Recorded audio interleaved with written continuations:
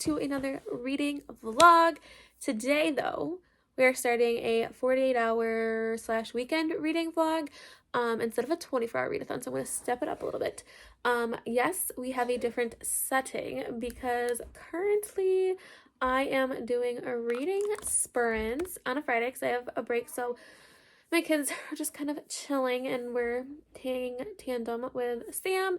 So I'm on Marissa's sprints from Genre Garden. If you've not checked Marissa out, please go check her out. She's absolutely amazing. I just have kind of started to get to know her, but we've already become like friends very, very quickly, and I absolutely love her. So definitely check her channel. I'll have it linked down below. But yeah, so weekend I'm gonna be reading because I'm not doing anything else. It's my last weekend before break, or before break ends. So I thought I would kind of vlog it. Plans for this weekend reading wise. So I actually have already finished a book, so I will touch base about that. I need to do my Buzz Wordathon book because I kind of forgot about it.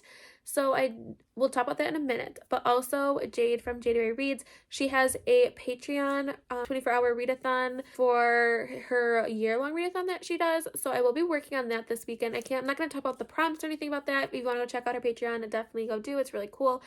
So I will be working on books and pulling books for that. Also, I'm going to be starting a buddy read with Michelle from Michelle's Library. I have sprints this weekend. It's going to be a busy reading week, but I'm super excited. So yeah, so we're gonna just read with me and we're gonna vlog it and we're gonna go from there. So last night, well actually it was like 2 a.m, I finished the new Sarah J. Maas book, Crescent City 2, 5-star read. Literally mind's blown. I don't even have thoughts for it. So I was really nervous about picking up another book right now that I was like really hyped for because I didn't know how it would do like standing up to that. So I decided just to go with a KU book because I got a new Kindle. I got the new Paperway. I'm super excited. I need to get a new pop socket for it. But like I said, I needed to do the Buzz Wordathon, which was pronouns. So I just wanted a quick kind of smutty read. And I know Manda from Stairway Reads talked about this book before, and it's Screamed for Us by Molly Doyle. I'll put a picture here. It is a novella. Obviously, us is a pronoun. And this book, I don't even know what to say about it because it was a ride, literally and figuratively. So pretty much it is all smut. There is a slight storyline of revenge. So that does come into play more towards the end, but it's just pretty much a smutty book. It is probably one of the smuttiest books I have ever read, but it was done really well, I thought. It pretty much I can't even know what to say, but let's just say it involves our main character, and then we have Michael Myers, we have the ghost face, and we have Jason, and Quinn is our heroine. And yes, all 4 of them like to do things together. Like, I mean, it was a ride, like I said, literally. So yeah, it was interesting, but I am gonna give it 4 stars. So I know I talked about this before when I did my KU readathons. I don't rate my Kindle smut books the same as I would rate my other books. So like I do use Cowpile. I don't run it through Cowpile because I feel like I can't use the same rating system as I use like Crescent City 2, The House of Sky and Breath, is it? Yeah, Hasab, Hosab, whatever. The title still gets me. I can't rate it the same way because it's like not even, it's like comparing apples to candy. Like, no, doesn't go together. So I just rate it on gut feeling, and I'm gonna give it 4 stars. Like, this book just, yeah, it's a quick read. I read it in 2 sprints, and I wasn't even like I read the entire 45 minutes each sprint, so I could have finished it like probably in 1 sprint if I really sat down and read it the whole time. But yeah, it was crazy. But there is a sequel, and it follows, it's called hold on, let me tell you what it's called, the Holiday Masked Man series. Like, I can't. So there's a Christmas one. I'm hoping she comes out with more because it's just, I've never will look at Michael Myers, Jason, and Ghostface again after reading the story. Like, that's all I gotta say. This has changed my perspective on them. So I will read the Christmas one at some point. Maybe I'll read it for when Manda and Sarah do their KU like readathon in the month of March. I don't know when it is, but go check that out. And yeah, so that was interesting. But we're going to switch gears from reading this to go to a YA book. And it's what I'm going to be reading with Michelle from Michelle's library. And it's Ophelia Everall, I believe the title. I'll put a picture here. My physical book is upstairs. It's a YA sapphic book. I think it's going to be really, really good. I know Nahomy from Nahoma's library just posted about it on Instagram. And she said it's one of her new favorite books. So I'm super excited. This should be a quick read as well. Also, I'll be able to use this for Jade's readathon that she's doing this weekend if I don't finish it before it technically starts. I don't know about you, but when I do readathons from like Jade or Ro or Becca, I always start at their midnight time, which is 7 for me, and then I will go till midnight my time. So I always give myself a little bit extra time. But yeah, so that is my reading plans for right now. Like I say, I am doing sprints. I might take a little bit break from reading because I have been reading quite a bit because, like I said, I finished Crescent City yesterday and I read like 200 pages. Then I just binged this one. But yeah, so hope you had a great reading weekend as you're watching this. I'm aiming to hopefully get this out on Tuesday. Maybe we'll see. But yeah, let's come for a ride. And I don't know. I shouldn't even say that after just talk about what book I read about. All right, I'll see you later. Hello. It has been a hot sec since I checked in, since this morning when I was on Marissa's sprints, but the 24-hour Patreon readathon has started for Jade, so I am doing sprints, so I am going to keep going into more of my books, so I have a little bit more enough to share with you all. So the first book that I have picked up is Ophelia After All, and there is the cover back there. This is a YA sapphic. I think I mentioned this at the beginning of my introduction, maybe, I don't remember. So I've been doing this physically and audio because I had some time where I was cleaning and I needed an audiobook, and Scribd actually had it. So this is about a girl. Her name is Ophelia, and she is a senior in high school. They're at towards the end of the year, so they're trying to figure out what colleges they're going to. There's a lot of talk about prom, and she has a really good group close of friends. Ophelia is always known as being the girl that's always been interested in boys and has been dating boys or just talking about boys, but she's starting to really realize that that may not be necessarily true when she starts looking at a new girl in her school that has become friends with her group of friends their senior year, that she's kind of looking at her differently than she has really thought about in the past. And she realizes when people are asking her about prom and dates and things like that, her mind kind of goes to her, and then she kind of forces her to think back and how she maybe have looked at females in certain ways prior, but really just didn't pay attention to it. So she is kind of struggling with this as well because she doesn't know how to present it to her parents on how they would feel about this, because it feels like they see her as one way and that this would be changing their perspective of her. So I like this part of it. It does read a little young for me, which I know it's YA, but there are some YA books that are absolutely some of my favorite books of all time. I think that's a lot of the prom talk for me that is kind of getting at me, where I'm I don't care for those parts. So like I said, I have been doing the audio, which helps get past it, but I do like this inner struggle that she's dealing with. I'm trying to come to terms with some of these new feelings and emotions that she's having, as well as how is this with her family and with the Cuban culture, because her parents are from Cuba. So yeah, I am really liking this so far. It's cute. It's, like I said, super short. It's only 340 pages, so I'll be going back and forth over this weekend with this book and the audio, as well as I did start another book, Who Am I? And this is Near the Bone by Christina Henry. This is a thriller novel that I've heard really good things about. I have just ordered and it came super fast, so I kind of wanted to pick it up because obviously, hopefully we're going more towards spring. However, we just got we got a snowstorm once again, so I felt like I needed to pick this up now would be a really good time. It's about this couple that lives together. Her name's Maddie, and I can't think of her husband's name, and they live on a mountain in isolation all by themselves, and it sounds like there is there's some weird things going on that they see in the snow. There's these weird animal tracks, and I mean, right off the bat, so it's a woman strapped at a mountain, attempt to survive with more than one kind of monster. So yeah, it's William. Okay, so William is the man that she lives with up there. But Maddie is in a very interesting relationship with William. This is not spoiler. It goes hints on the back, and while it's within like the first 11 pages, the man that she is living with, her husband, is very, very abusive. He only lets her read the Bible. She's very afraid of him. He is physically abusive to her. So definitely trigger warnings on that.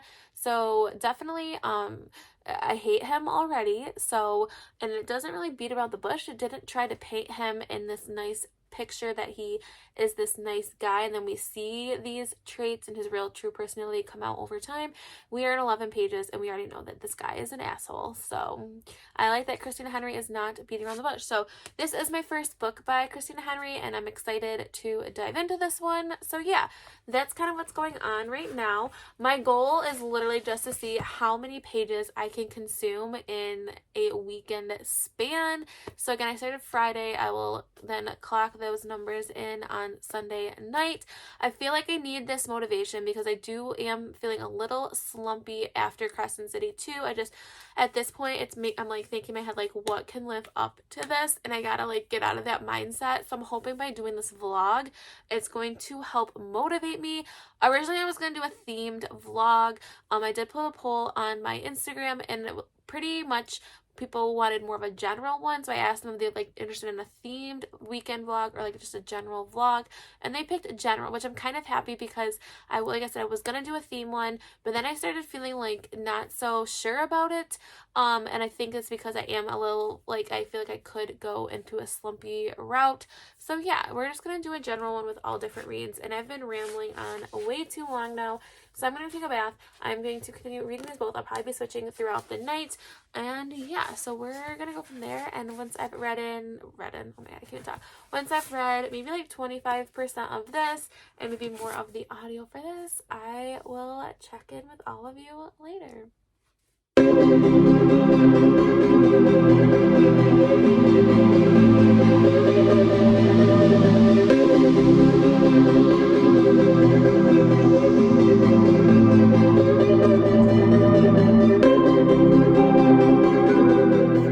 How good of an idea this is, but you're propped up on my computer. So as you saw in some b-roll, Jade had asked some of our Patreons if they would like to join sprints tonight for the readathon, so I am doing that, so I'm really excited. And we're doing super intense sprints. They're like 25 minutes with a 5-minute break, so I am getting a lot done. So I've made it to page 60 of this. This book is very different than I thought it was going to be. I don't like to read the back of thriller or horror. I know I said that, so I had really no expectations, but like, I feel like I've talked about this before. I think like Cassidy we just talked about this in like on one of her live shows, that like when you have no expectations but it's still not what you expected it to be, like this is not what I expected it to be. Their relationship, I don't want to say the relationship, the relationship, I don't know what word I want to look, what I'm trying to articulate here, but between Maddie and William is so abusive, and we are getting some glimpse into this relationship that they have, and how not okay it is. The abuse in here is very, very high and very, very severe, and yeah, it's definitely intriguing because there is a lot more to the story. My only thing is I feel like I kind of know, and I could totally be wrong, but like I kind of have a feeling of what like the situation is between William. Is it William? Why can't I think of his name? Maddie and William. Yeah, I feel like I know what is going on between them. But I could totally be wrong. I kind of hope I am, because I feel like then that would be super predictable, or I hope if I am right, I hope that there's a twist to it. So if you read this book, maybe you know what I'm talking about. But one thing I do find a little bit jarring in terms of the writing style, so we have like the traditional text, and then we'll have like, I don't know if you can see it, random italics, and it's like the inner thoughts of Maddie, and they're just kind of like placed in between, and a lot of it are either things that like what her brain is feeling and what she knows is right, but she's afraid to do the right thing because of the aftermath that William will cause, or sometimes there's snippets of like memories resurfacing, so sometimes I do find it a little jarring, but it is interesting to see her going through this contemplation of what is right versus what she's scared of. You know, it's a lot about Stockholm Syndrome, which again is not a spoiler because you know that it's literally within the first like 3-4 pages. You can tell that this is not a healthy relationship, a willing relationship. So yeah, in terms of the horror stuff, we are getting that a little bit. It is creepy in some ways. Honestly though, I find William as the creepiest in here versus maybe some of the other stuff that is going on, but there are some little things that are being kind of put in there that is creating kind of this spooky atmosphere. So yeah, it is a super fast read, which is really nice, especially since I'm trying to read obviously as much as I can. And yeah, I'm rambling. I feel like this video is going to be super long, but I have thoughts on this. So yeah, I mean, I'm here for it so far. It does make me nervous. Rachel Harrison blurbed this, and I tried to The Wife Upstairs, and I did DNF that. And then I heard Reckless Girls is the newest book, and that wasn't great either. So I am a little nervous because that novel I did not care for.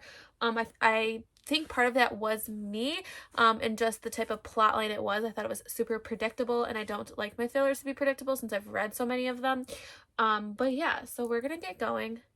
I need to read. I need to get a snack, but these only are 25-minute sprints, so like I don't have much time. So I'm gonna go. I'll try later. Update. I'm struggling with this. I feel like I have been reading forever, and I'm only on page 95, and I'm bored. Like, I should not be bored in a book that's marketed as horror. And the writing is super repetitive. Like, there's one section where I literally think she says, William is not coming for me. Like, he's not rescuing me. Like, I can't tell you how many times. Like, I'm bored. I should not feel bored reading a horror book.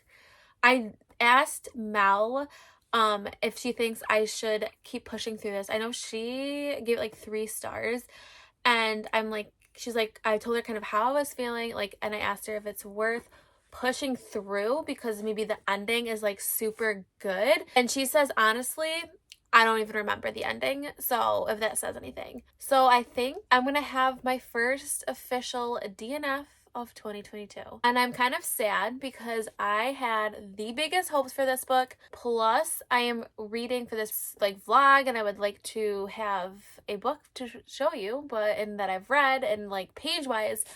But I'm gonna DNF, I think, and I'm actually gonna return this because I literally just bought it and it just arrived from Amazon the other day. So I'm gonna return. I mean, there's nothing wrong with it. So I'm gonna return this, and I'm gonna officially DNF. So I hate DNFing books. Like, I feel guilty because like, what am I gonna miss out on something? But I'm so bored and I don't want to keep doing it. So I think I'm just gonna pick up Ophelia Ever After, or After All, whatever it's called. And continue reading that one because like I said, I'm buddy reading it. Michelle already finished it and she started it tonight in audio, but she reads audios like 3 times speed. So that's my next update. I'm officially DNFing. All right, let's go. Okay, so I did pick up Ophelia After All, and I wasn't planning on checking it, but I wanted to read a quote that I really like. I am experimenting and trying to listen to the audio while I follow along because I am a little tired, and I was listening to the audio earlier when I was cleaning, so I just thought I would try it because everyone keeps telling me I have to do this. So sorry I look like a mess, but it is like, well, almost midnight. So I wanted to read this, but it was just one kiss and I was 14. I never apologized for kissing boys. I shouldn't have to apologize just because she and her mom and whoever else decided somewhere along the way that I wasn't the type of girl to kiss another girl. I like that because this book is focusing a lot on homophobia, so definitely trigger warnings for that. And I like the fact that she says, like, if you walked in and I was kissing a boy at the age of 14, you would not have reacted the way that you did. And I think that is said really well, because I think in our society there is all of these expectations and standards that in reality, if she had walked in and saw her friend kissing a boy, she probably would have been like, oh my gosh, like, tell me all about it. How was the kiss? And then she saw her kissing a girl, and it was like, ran out and like told her whole family, like, and it wasn't accepted. So like, I think that was like a really good point on how a lot of things are discussed and accepted in society. And I thought that was really well. So like I said, I just wanted to pop it and share that with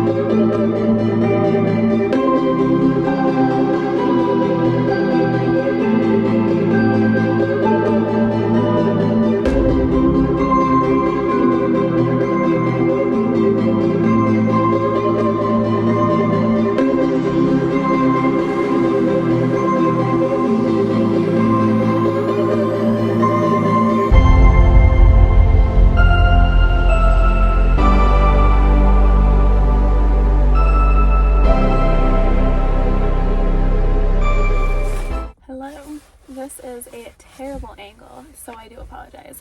But it is Saturday, so I figured I'd do a little check-in. I have been out and about all morning, early afternoon, but I have been listening to my audiobook. Again, I'm listening to Ophelia After All. I am liking it more because we've gotten more into some of the hard-hitting topics I was looking for in this book. The amount of rep and queer rep in this book is amazing. We have pansexual, we have a bi rep, we have asexual rep. So I think that's great to see in a YA book. I think that's so important because a lot of people need these books. Also, I think it's really, I love how they talk about that you don't need a label and you don't need to jump to a label when you're still trying to find out your sexuality. So it's been really, I've loved going through Ophelia with her journey of trying to figure out her sexual identity and what that means for her and her family. So I am really, really enjoying it, and it definitely is better for me than the beginning of the book than now. But some of the, like, just the high school, like, prom stuff, I just didn't do it for me, but I am really, really enjoying it. So, but I did do a little bit of shopping, because what would be errands without shopping at Barnes & Noble. So I got this book. I had it, I think on a video the other day, but it's the new edition of Loveless by Alice Oseman. This book I absolutely love. I hate that they've put stickers on this, so I wanted to get this edition because I have like the paperback UK edition, which I absolutely love, but I would like to reread Loveless and tab it this year. But look at this. So this is the cover, like, so pretty. And then this is the inside. So it says Loveless, you can see it with hearts. And the title. So this might be one of the prettiest books, I would say, this year, maybe. I absolutely love it. We have some purple end papers, and yeah, it's just absolutely gorgeous. So I picked this up. So I technically am not going to count this as, like, a book that, like, yes, I've hauled it, but, like, I don't need to read it because I've already read it. It's just a, like, collecting edition of it. And then I got this one. So this is, like, the same series as Scarred, or not Scarred, the book is Scarred, as Hooked by Emily McIntyre. So Manda from International Reads, absolutely love this one. This is part of the A Never After novel. I think it's like a romance series, so you don't have to like follow the same thing, but like they're all based on like Disney. And so the first one, Hooked, is for Peter Pan, which it's actually on my March TBR. This one is inspired by The Lion King. So, like, I know that sounds strange, but it's not actually, like, lions. Like, it's just the concept of Lion Kings, but with humans. So, I'm really excited. Indie published book, and I love that I can just buy them at the store. So, yeah, super excited for this one. And I know Manda from International Reads, I literally had to, like, message her right away, in fact, that I found this one.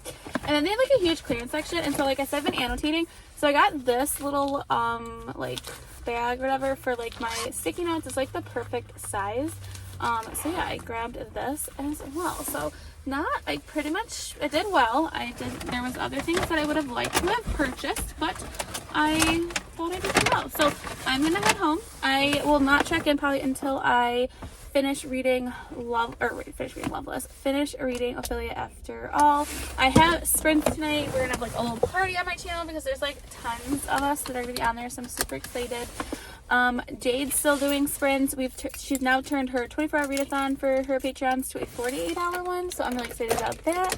And yeah, so I feel like this vlog's going well. Again, I'm just trying to see how many pages I can read in a weekend span. So I don't know what I'll be reading after this one, so that will be a decision to have for future Ryan. So I'll see you later. Hello. So I have gotten ready. I look somewhat human. It was a quick put together, but I am getting ready for my sprints. So usually I will film on these days too, so I will get ready to look more like I'm not rolling right out of bed. But I finished Ophelia After All. I might have said it wrong in this video. It's Ophelia After All. It's right there, the dust jacket. And I give it 4 stars. So I'm surprised because as I was reading at the beginning yesterday, I thought it was going to be a 3-star read for me, but I ended up really liking it. So, as I said before, there is tons of rep, which I really appreciate. I liked the ending. I like that this is not a romance. It is not a romance story, and I think that was important that it didn't end that way because I wanted, it left with Ophelia still trying to figure out what her identity is and accepting that it's okay not to have a label or to know what you identify as. And I thought that was like really, really a great point, especially for a YA book, because I feel like a lot of times teenagers and stuff are really caught up with a label about things, and this book tells you that it's okay not to have a label. Just because you don't have a label does not mean you're not a part of the community. You know what I'm like, part of the queer community. You don't have to come out as being a lesbian or bi or trans or ace. You don't have to. You can still be a part of that community without coming and saying, I am this label. And I feel like that book really does a great job at that. So I really, really appreciated that. And yeah, there were some pacing things for me at the beginning I didn't care for. I thought it was a little slow, but I really liked the second half of the book. I really enjoyed. There was like a love triangle that I don't think was necessary in this book. I think it would have been fine without it. And it was a little corny, but I really did like it. And this is, I believe, a debut book, and I will definitely check more out from this author. But yeah, it was a good 4-star read. So, but I'm feeling very strange right now in terms of what I want to read next.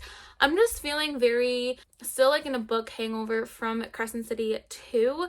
And so I've like been looking at my TBR. I'm like, well, maybe I'll start one of my longer books that I have for March and I can start my TBR, but I don't know. Also, The Avengers has come up with the new boss battle, which I'm super excited about, but I don't know. So sometimes too much choice for me, I struggle with. So I thought we would play a round of Jenga. So I still have Jenga up from filming this week because I'm lazy and did not put it away.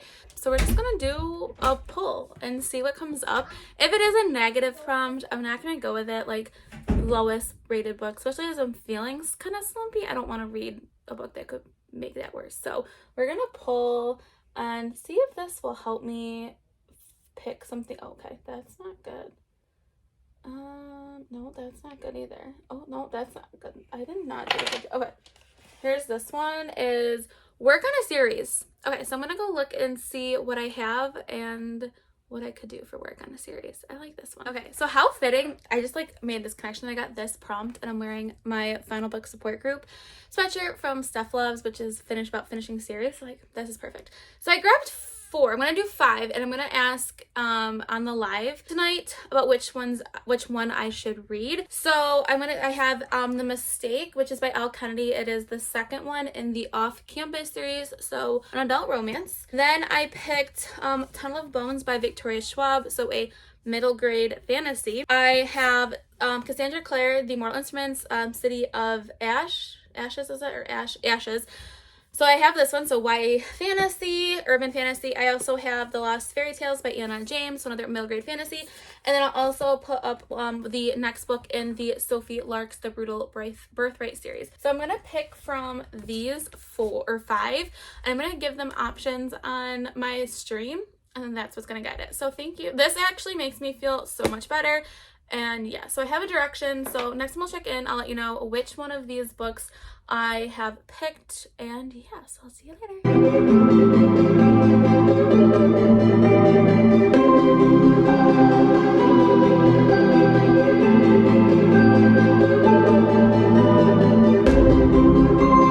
Okay, hello.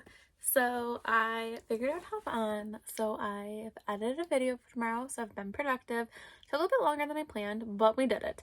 And then I decided, by the help of my lovely friends that are on my sprints, like when we were in the back room, I gave them kind of like my options of what I had to read, and they picked Sophie Lark. So I am reading Sophie Lark. This one is book 4 in the Brutal Birthright series. It's called Bloody Heart, and this follows Dante, who I feel like I don't know as much about him from the other books, so I am excited. Right off the bat, it's interesting. He's like committing a crime that kind of goes awry, and this isn't spoilers, it's literally within the first like chapter. I'm pretty sure it's in the summary too. And he's escaping, and he hops in the car there is a girl in there, the embassy's, I think it's the embassy's daughter or ambassador, someone's daughter, and he has now like tried to get away, and she's in there. Very interesting reaction. So her name is Simone, and if someone hijacked my car that I was sitting in, I would be scared shitless. And she's not. So I find that very weird reaction to someone hijacking your car as a getaway while they're committing a crime. Interesting Sophie Lark. Interesting choice. So yeah, I am excited. This one seemed to be a little bit longer than some of her other books, but like I've said in the past, her books read very, very fast. So I'm excited to learn more about Dante. I think he was in the military, I think. He is 21 and Simone is 18, so they are younger. And yeah, but I'm excited to dive into this world and maybe see some of our other favorite couples. And yeah, so I will check in when I've read more. I'm loving my new Kindle, but okay. So we're doing my last sprint. It is like almost midnight, and these sprints have been so successful. If you came, let me know, and thank you. I do sprints every Saturday at 7:30 p.m. Eastern. I always have some sort of guest. Sometimes it's like 1 or 2 other guests. Tonight there was 9 of us on there, so it literally depends. Every single night, every single Saturday is different. But I did want to pop in on this because this book, the first half, I guess, takes place 9 years ago, like before the first one in the series, because I was reading this and it was like Ada. I met Ada, his younger sister, who was 11 years old, and I was like, wait, like Ada's the main feature or one of the main features in the Brutal Prince one, which is the first one, and I was like so confused. So I looked on Goodreads because I don't read the synopsis of this, and it says like the first half of the book is like takes place before. Did not know this.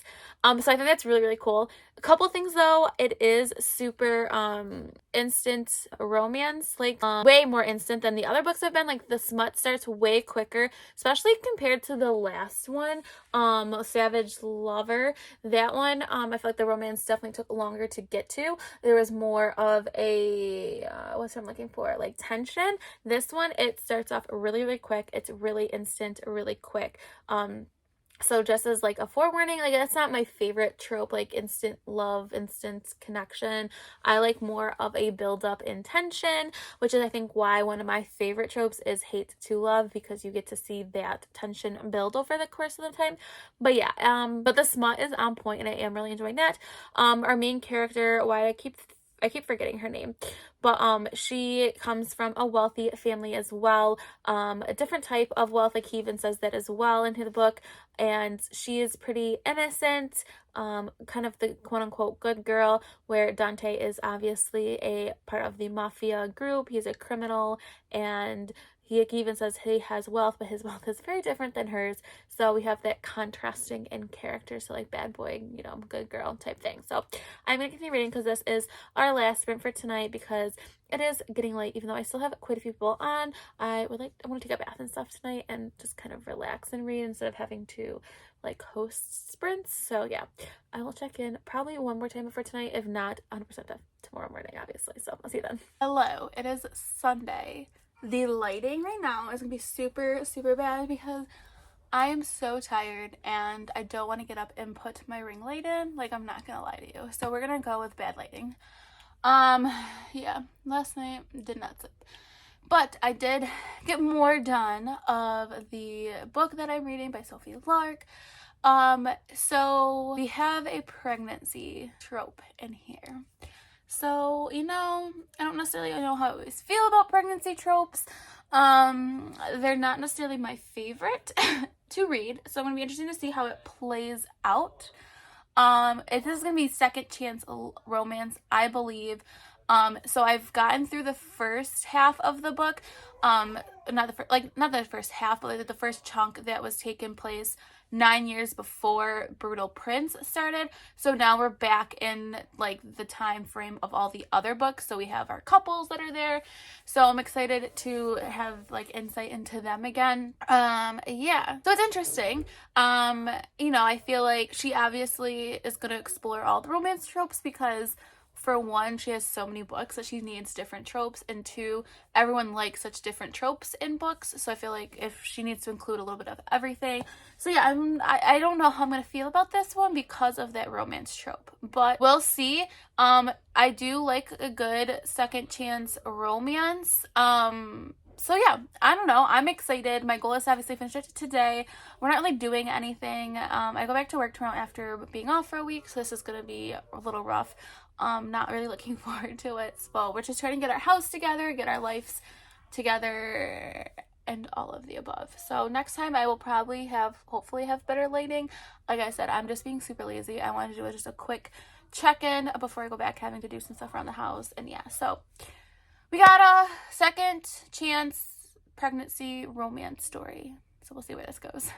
Hello. So it is Monday. I did finish my book last night, so I did complete this vlog technically in 48 hours, but I went to bed. I'm still really tired. It's my first day back after having a week off, which is always like so difficult to get back in the groove of. But I did finish Bloody Heart, and I gave it 5 stars. I gave it 5 stars. This one, according to Compile, is the lowest of my rating so far of my 5 stars for Sophie Lark's book. But I think I'm not surprised because there is, like I said, I think I mentioned there is a pregnancy trope in this book, so which is not my favorite, but I did give it still come out as 5 stars because there are a lot of really good things in this plot. I think it was super intense, at the edge of the seat so many times, and I really liked it. Okay, the angles changed because someone walked into my room. Awkward, but okay. I don't even know what I was saying, but yeah, it is action-packed, it is intense. I really like the second chance romance aspects of it. I thought that was generally what I love when Simone and Dante meet again after 9 years. I thought that was really well done. Definitely check the trigger warnings, which is the case for any Sophie Lark's story, but yeah, I mean, I enjoyed it. I think the pregnancy trope is, yeah, I mean, it's there and I'm not going to deny it, but there are some other things in this one that I really did enjoy that maybe outweighed that part, but I don't know, it was really good. I had fun.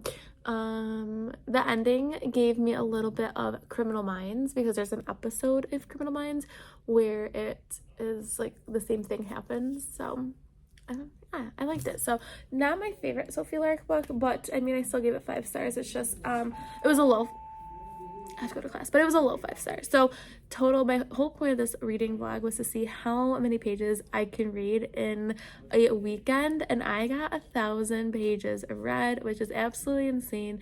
Such a great way to end February. So yeah, let me know what was the last book you read for the month of February.